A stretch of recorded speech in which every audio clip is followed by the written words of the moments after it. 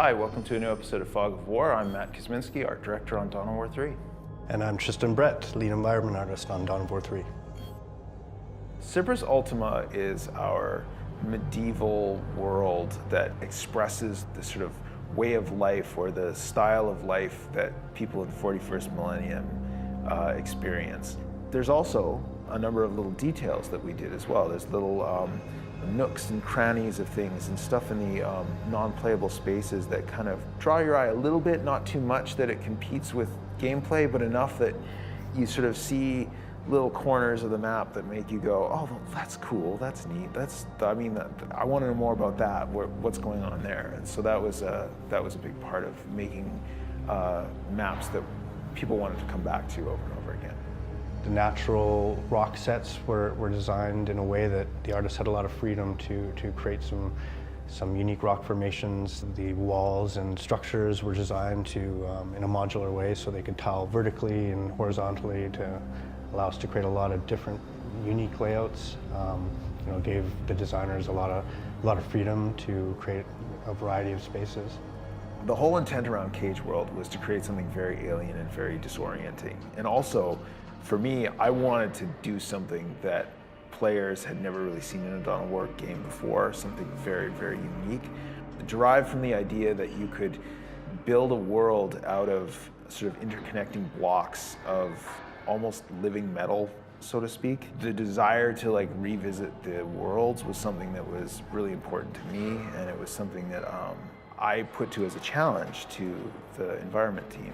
How can we create these worlds so that when I look at them, they still feel very 40K, they feel like an expression of what we've seen in the paintings, what we've seen in the tabletop, what we've seen even in our previous games, but do it in a way that makes the player feel like, hey, I can come back to this place, and there's sort of something appealing about it, there's something intriguing, and then there's a touch of mystery, but that I can also, see the action, I can see the battle taking place. So Starfort, it's a rather new tile set in the Dawn of War franchise with some of our technology, with Alpha Terrain, basically unstrapped us from the ground and let us do something that, in space or in low orbit. And the architecture is sort of a nod to the Gothic kind of grimdark direction, but it's also sort of fresh in that it's a giant space station or a giant war machine that you're playing on. So just having that sense that you're fighting on this big battle barge type of map was really exciting. The sheer scale of them and the size of the weaponry on display on them, they are the sort of ultimate expression of Imperium technology. From an engineering and design standpoint, how would these structures be built? How thick do the walls need to be to support a 300-foot cathedral, for example, and how all the different pieces of the Starfort need to fit together and feel mechanically convincing and feel that, yeah, this structure could actually support a whole army on it in space. We're really facilitating gameplay. So the way I look at maps a lot of time is just it's a canvas for the units and the gameplay. So the clean areas are really to help frame the units. Where there's no gameplay, that's the area where we sort of do some of our storytelling. Acheron is the most violent world that we have. There's lava spewing everywhere. There's these ever-shifting glaciers of ice that are moving across the surface, and they're perpetually collapsing into the volcanic action beneath it. But we wanted something that had an element of beauty to it.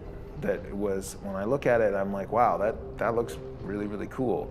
I don't want to go on a vacation there, but there's something neat about escaping into that world, and that was part of the challenge. And part of it was creating those color palettes that would invite you in. And that is a very iterative process. That is constantly going back saying well, right now it looks too friendly and it looks too happy. How can we make that feel a bit darker? As a player, I find myself trying to parse out the details and try to parse out what was gameplay and what was just visual noise and what was just, decoration in the maps.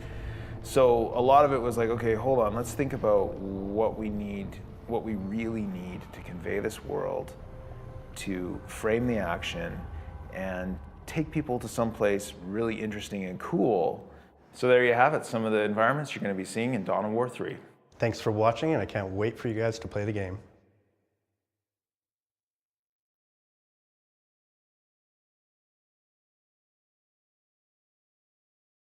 Your cowering lord, no one, including him, will touch it so long as I live. If you're set on staying this